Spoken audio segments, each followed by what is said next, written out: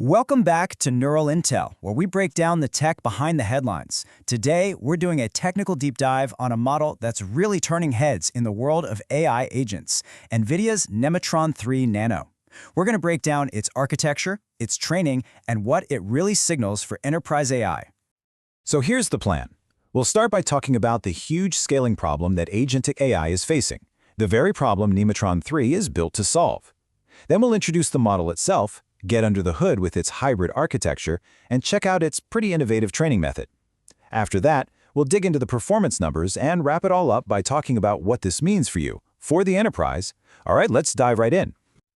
So first things first, before we can really appreciate what makes this model so special, we have to understand the wall that AI developers have been running into. As you move on from simple single-turn chatbots to these really sophisticated multi-agent systems that can plan and execute complex jobs, a whole new set of technical bottlenecks just crashes the party. It's not just about making them smarter, it's about keeping them efficient and coherent when the workload completely explodes. And this is what starts to fail when you try to scale up. First, your inference costs just spiral out of control because these agents are constantly thinking, constantly generating tokens. Then you have latency, which compounds with every single step in a chain of agents, making real-time apps basically a non-starter.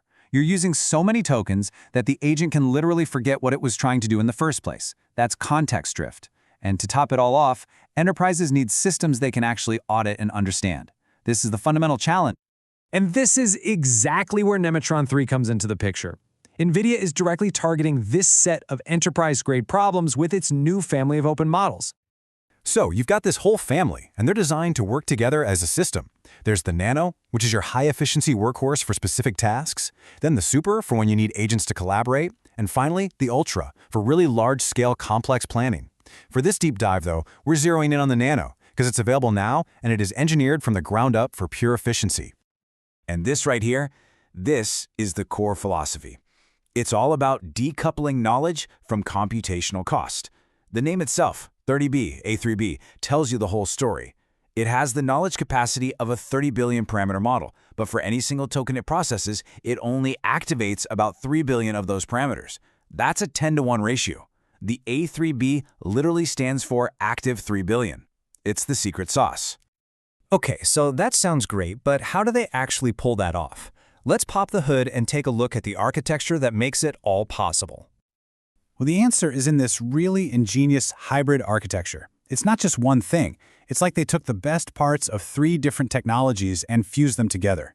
You've got the super efficient sequence modeling from Mamba-2, the high-precision reasoning that transformers are known for, and the sparse activation of a mixture of experts or MoE system. So if you look at the breakdown here, the composition is fascinating. Out of 52 total layers, the vast majority are those efficient Mamba-2 and MoE layers, perfect for chewing through long context without breaking the bank. But, and this is the key part, they strategically kept 6 grouped query attention layers. These are your more traditional but expensive reasoning layers. They're used sparingly, like a scalpel, just to ensure that high-fidelity reasoning happens exactly when it needs to. It's a really surgical approach to model design.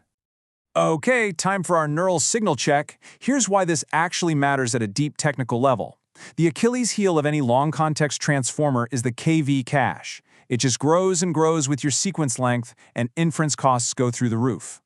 By minimizing the number of attention layers and leaning heavily on Mamba's constant-state processing, NVIDIA is directly attacking that bottleneck. This isn't just a small tweak, it's a fundamental change to the cost curve that could finally make long-running complex agents economically viable. Now this gives us a really cool peek into the future with the bigger models in the family, Super and Ultra. They're going to use an even more advanced trick called latent MoE. So instead of sending a big, full-size token to be processed by an expert, they shrink it down into a smaller, latent space first.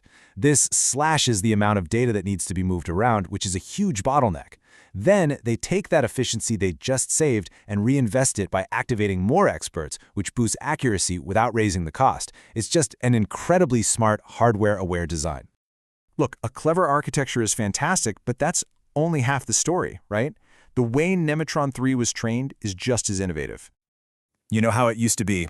The old way was sequential. You'd teach a model to code, then you'd fine-tune it for math, and then maybe tool use. The problem is, when it learns a new skill, it often gets a little worse at an old one. So Nemotron 3 just flips that on its head. It uses what's called concurrent multi-environment reinforcement learning. It learns all these skills, coding, math, tool use, following instructions, all at the same time, which forces the model to become a tough, robust generalist right from the start. And that's why this quote from the technical report is so important. The whole point is to enhance overall model robustness. And for enterprise use, that is absolutely crucial. I mean, let's face it, you can't deploy an agent that's great at writing code on Monday, but forgets how to do basic math on Tuesday. This concurrent training helps prevent that kind of flakiness, making the final model way more stable and predictable. Okay, so the architecture is smart, the training process is robust, but does it actually work? Let's get to the numbers. Let's start with throughput, basically how fast it is. I mean, just look at this chart. The difference is not subtle. Nemotron 3 Nano is more than twice as fast as its competitor and a whopping 3 times faster than QN3. For any application running agents at scale, that is a massive, massive difference in your operational cost and speed. Yeah, let's just let that sink in for a second. 3.3 times higher throughput. Now imagine you're running hundreds of these agents at the same time. That speed up translates directly into huge infrastructure savings and much, much lower latency for your users. It's a game changer. But okay, speed is one thing. What about accuracy? This is where things get really interesting, because you can see a very clear design philosophy at play. Look at the math benchmark, a staggering 21-point lead. It's got a solid 7-point lead on human eval for coding. Clearly, this thing excels at complex, multi-step reasoning. But then, notice the MML use score. For general knowledge, it's actually a little bit lower. This feels like a very deliberate trade-off. They've prioritized deep logical reasoning over just being an encyclopedia, which, frankly, is a task better handled by a RAG system anyway. So this really makes you, as a system designer, ask a critical question. What's more valuable at the core of your agent? Do you want a librarian that knows a ton of facts, or do you want a logician that can solve really tough problems? Nemotron 3 is a very clear bet on the logician. Okay, let's pull back and look at the big picture here. What's the real signal for enterprise developers in all of this? When you boil it all down, it's about being built for the real world. First, its efficiency is baked in from day one to lower your costs. Second, it's open. They're releasing the weights, the data, the tools, giving you the control that enterprises absolutely demand. Third, it's not trying to be a one-size-fits-all model. It's designed to be a component, a piece of a larger system. And finally, it's production-ready, with support from all the major tools and cloud providers. These aren't just afterthoughts, they are core design principles. So, we'll leave you with this thought. Nemotron 3 isn't just another model, it's a big bet on a new way of building AI, a shift away from these giant monolithic models and towards systems of efficient, specialized, composable agents. The question is your stack ready for that shift? That's our explainer on Nemotron 3 Nano. To stay updated, visit us at neuralintel.org and check us out on Apple Podcasts or Spotify. Thanks for joining us.